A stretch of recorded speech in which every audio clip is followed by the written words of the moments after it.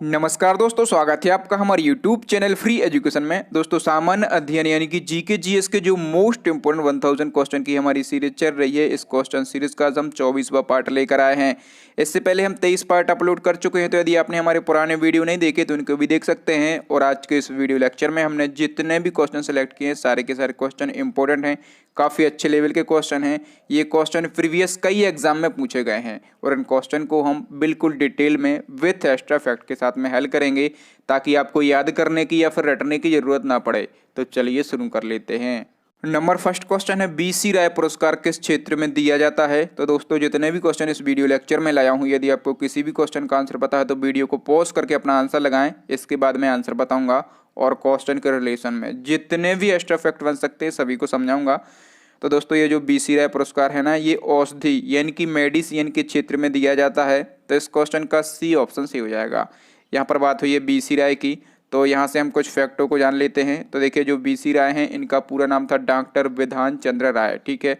और इनका जन्म कब हुआ था, तो इनका जन्म हुआ था 1 जुलाई 1882 को, ठीक है। 1 जुलाई 1882 को इनका जन्म हुआ था। इसलिए इन्हीं के जन्म के उपलक्ष्य पर हम हर साल 1 जुलाई को डॉक्टर डे मनाते हैं, ठीक है।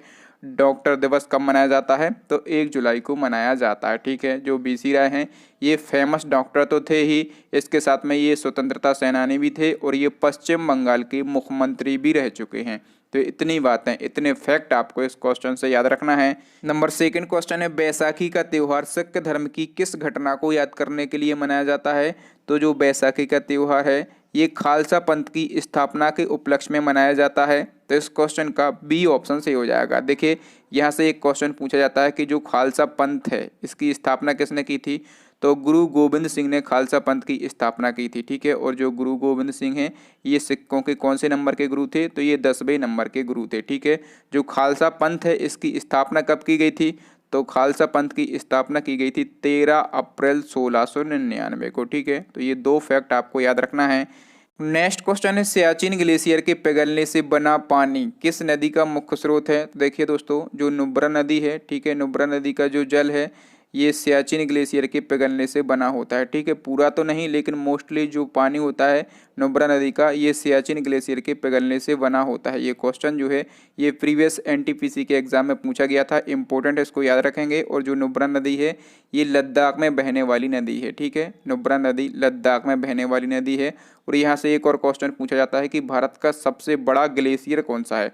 तो भारत का सबसे बड़ा ग्लेशियर जो है, ये है सियाचिन ग्लेशियर। तो चलिए नेक्स्ट क्वेश्चन देख लेते हैं। नेक्स्ट क्वेश्चन है, कान्हा किसली टाइगर रिजर्व किस प्रदेश में स्थित है। काफ़ी अच्छा क्वेश्चन है। तो कान्हा किसली टाइगर रिजर्व जो है, ये मध्य प्रदेश में स्थित है। तो इस क्वेश्चन का बी ऑप्शन सी हो जाएगा। और मध्य प्रदेश के किस जिले में स्थित है, तो मध्य प्रदेश के बालाघाट जिले में ये स्थित है, ठीक है। और हम बात करें यहाँ पर कान्हा किसली की, तो ये 1955 में नेशनल पार्क बना था, ठीक है। नेशनल पार्क कब बना था, ये 1955 में बना था। और इसको प्रोजेक्ट टाइगर योजना में कब शामिल किया गया था, तो प्रोजेक्ट टाइगर योजना में इसको 1974 में शामिल किया गया था, ठीक है। और देखिए दोस्तों, जो मध्य प्रदेश राज्य है, इसका राजकीय पशु क्या है। तो मध्य प्रदेश का राजकीय पशु जो है, ये है बारहसिंगा, ठीक है। बारहसिंगा जो है, ये मध्य प्रदेश का राजकीय पशु है। और ये जो कान्हा किसली नेशनल पार्क है ना, ये बारहसिंगा पशु के लिए बहुत ही ज़्यादा फेमस है, ठीक है। ये फैक्ट भी कई बार पूछा जाता है। तो चलिए नेक्स्ट क्वेश्चन देख लेते हैं। नंबर 5 क्वेश्चन है, वायुमंडल में किस गैस की उपस्थिति के कारण पीतर यानी कि ब्रास का रंग फीका हो जाता है, ठीक है।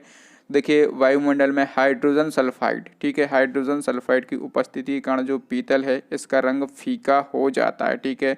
जो हाइड्रोजन सल्फाइड है, इसका सिंबल क्या होता है, तो H2S जो है इसका सिंबल होता है, ठीक है। और यहाँ पर बात हुई है पीतल की, तो पीतल एक मिश्र धातु है जो कि तांबा और जस्ता से मिलके बना होता है, ठीक है। पीतल जो है, ये तांबा और जस्ता से मिलके बना होता है। चलिए नेक्स्ट क्वेश्चन है, निम्न में से कौन सा अनुच्छेद कृषि एवं पशुपालन के संगठन से संबंधित है। तो कृषि एवं पशुपालन के संगठन से संबंधित है आर्टिकल 48 यानी कि अनुच्छेद 48। तो इस क्वेश्चन का बी ऑप्शन सी हो जाएगा। देखिए, अनुच्छेद 48 के अनुसार कोई राज्य कृषि और पशुपालन को आधुनिक और वैज्ञानिक तरीकों से संगठित करने का प्रयास करेगा और जो गाय हैं, जो बछड़े हैं और जो पशु हैं, ठीक है, सभी के वध का प्रतिषेध करने का प्रयास करेगा। वध का प्रतिषेध से क्या मतलब है कि जो मवेशी, जो हमारे पशु होते हैं, गाय भैंस वगैरह है ना, तो उनको मारकर उनके चमड़ी से कई प्रकार के व्यवसाय होते हैं, ठीक है, तो उन पर प्रतिषेध करने का प्रयास करेगा राज्य, ठीक है। तो ये जो अनुच्छेद 48 है ये नीति निर्देशक तत्वों के अंतर्गत आता है। नेक्स्ट क्वेश्चन है सिल्वीकल्चर का संबंध किससे है? तो सिल्वीकल्चर का संबंध है वन विकास से। तो इस क्वेश्चन का सी ऑप्शन सी हो जाएगा। देखिए जो सिल्वीकल्चर है इसको हिंदी में वनवर्धन कहा जाता है, ठीक है, इसको हिंदी में क्या कहा जाता है? तो इसको हिंदी में वनवर्धन कहा जाता है, ठीक है। वनों को लगाना, उनके विकास, उनके रख रखाव एवं उनके नियंत्रण को सिल्वीकल्चर कहा जाता है। नेक्स्ट क्वेश्चन है रासायनिक रूप से गन्ने की शर्करा है, ठीक है, तो जो गन्ने में शर्करा उपस्थित होती है उसको क्या कहा जाता है? तो उसको सुक्रोज कहा जाता है। तो इस क्वेश्चन का डी ऑप्शन सही हो जाएगा। यहाँ से कई फैक्ट पूछे जाते हैं। क्वेश्चन आपसे ये पूछा जाता है कि जो शहद में शर्करा उपस्थित होती है उसको क्या कहा जाता है? तो शहद में जो शर्करा उपस्थित होती है उसको फ्रैक्टोज कहा जाता है, ठीक है। और एक और क्वेश्चन पूछा जाता है कि सबसे मीठी शर्करा कौन सी होती है? तो सबसे मीठी शर्करा जो है ये फ्रैक्टोज ही होती है, ठीक है, फ्रैक्टोज जो है ये सबसे मीठी होती है।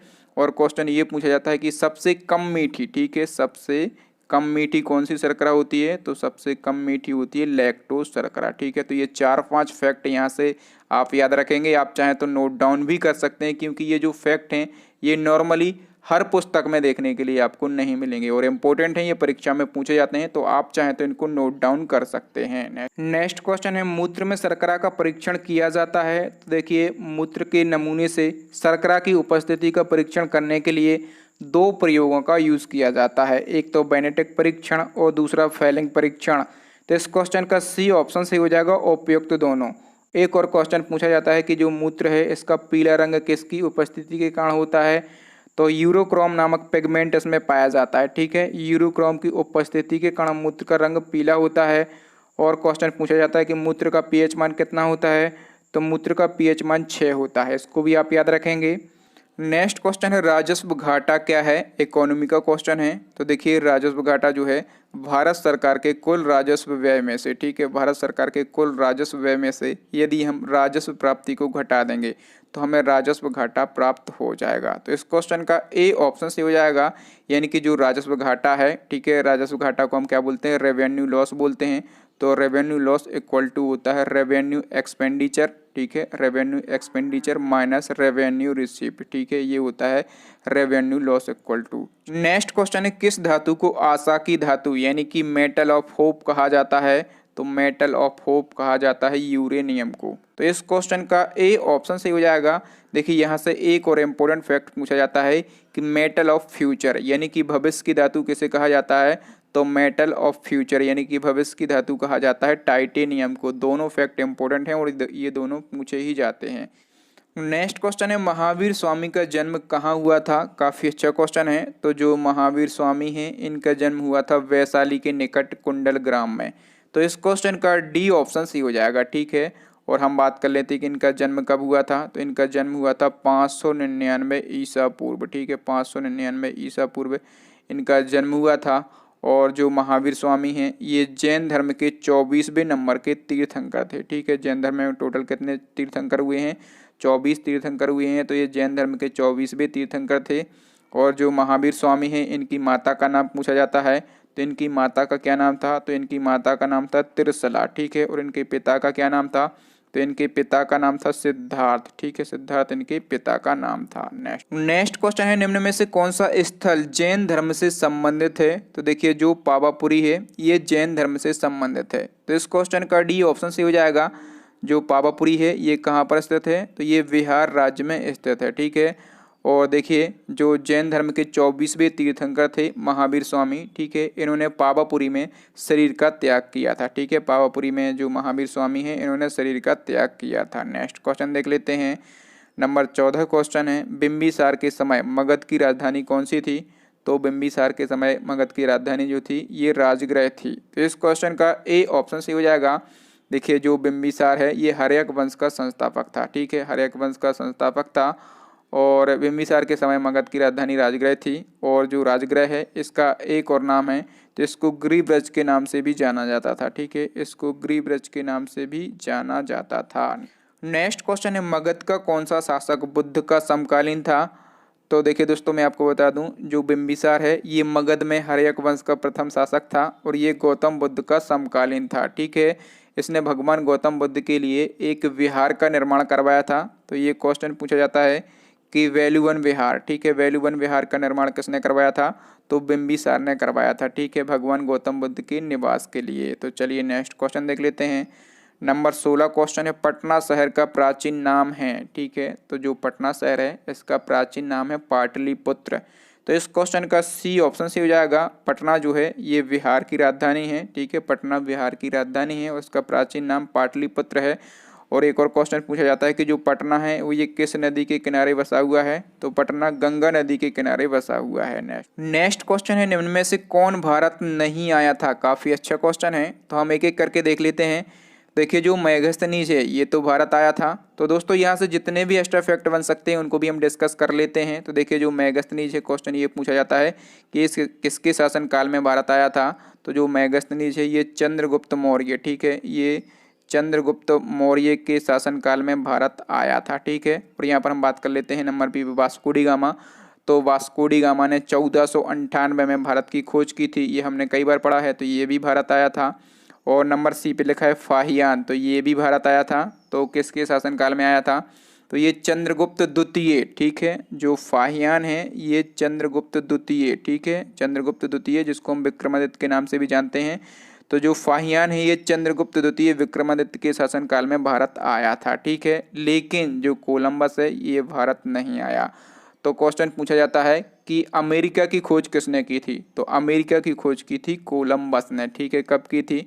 तो इसने 1492 में, ठीक है, 1492 में अमेरिका की खोज की थी। याद रखना है, कोलंबस भारत नहीं आया था। डी ऑप्शन सही हो जाएगा। और ये सारे फैक्ट भी आपको याद रखना है, ये पूछे ही जाते हैं। चलिए नेक्स्ट क्वेश्चन देख लेते हैं। नंबर 18 क्वेश्चन है, दोनी पोलो किस प्रदेश की जनजातियों का धर्म या फिर रीति है? तो जो दोनी पोलो है ना, ये अरुणाचल प्रदेश का धर्म या नीति है। तो इस क्वेश्चन का बी ऑप्शन सही हो जाएगा। ठीक है, और देखिए दोस्तों, जो दोनी पोलो है इसका अर्थ क्या होता है? तो इसका अर्थ होता है सूर्य और चंद्र। ठीक है, दोनी पोलो का अर्थ होता है सूर्य और चंद्र। नेक्स्ट क्वेश्चन है, वाहिनी दरबार समाचार पत्र किस राज्य में प्रकाशित होता है? तो वाहिनी दरबार समाचार पत्र जो है ये मध्य प्रदेश में प्रकाशित होता है। तो इस क्वेश्चन का सी ऑप्शन सी हो जाएगा। और मध्य प्रदेश के किस जिले में ये प्रकाशित होता है? तो मध्य प्रदेश के रीवा जिले में बघेली भाषा में। ठीक है, याद रखना सारे फैक्टों को।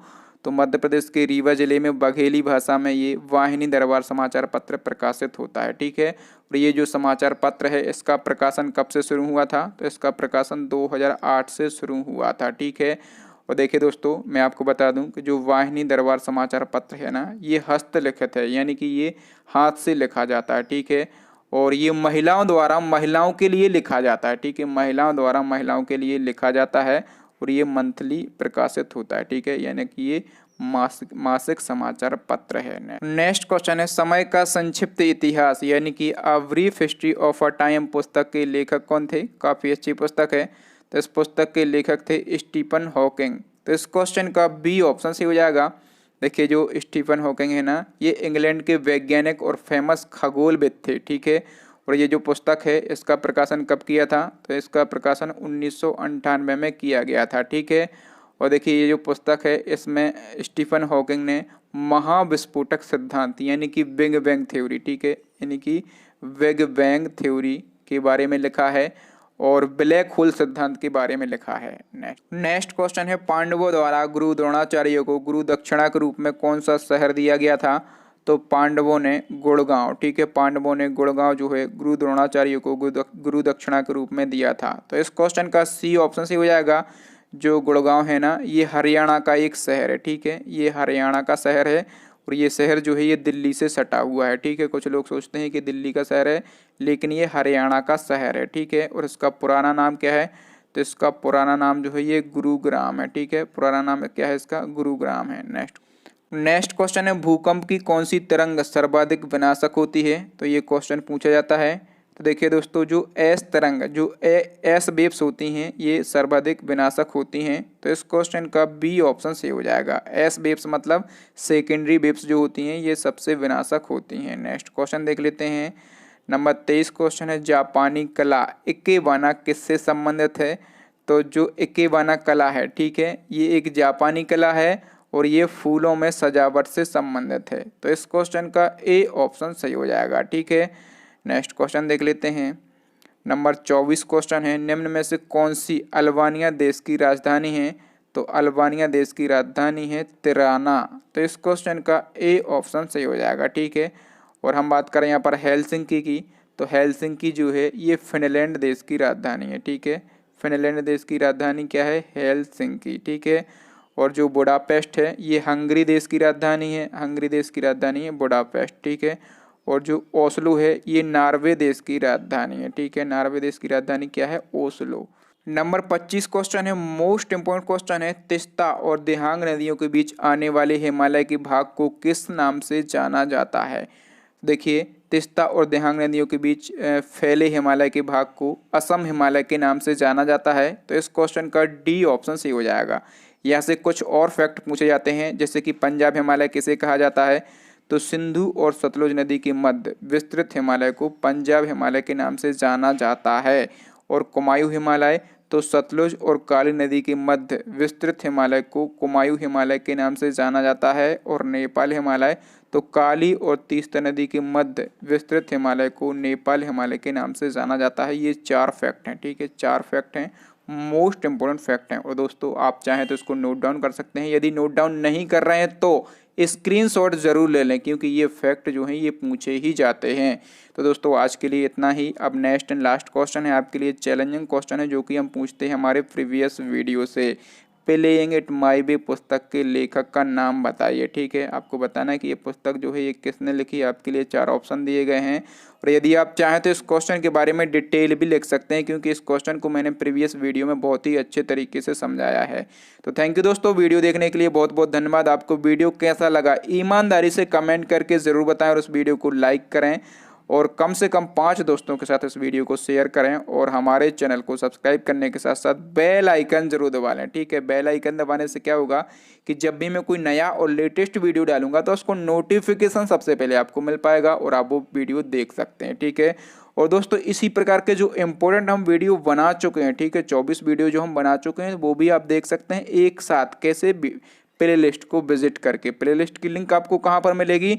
तो प्लेलिस्ट की लिंक आपको यहाँ पर आई बटन में मिल जाएगी, या फिर नीचे डिस्क्रिप्शन में मिल जाएगी, या फिर अभी आपको स्क्रीन पर 3 इंपॉर्टेंट वीडियो दिख रहे होंगे, इनको देख लें। थैंक यू दोस्तों, मिलते हैं अगले वीडियो में, तब तक के लिए जय हिंद, जय भारत, वंदे मातरम।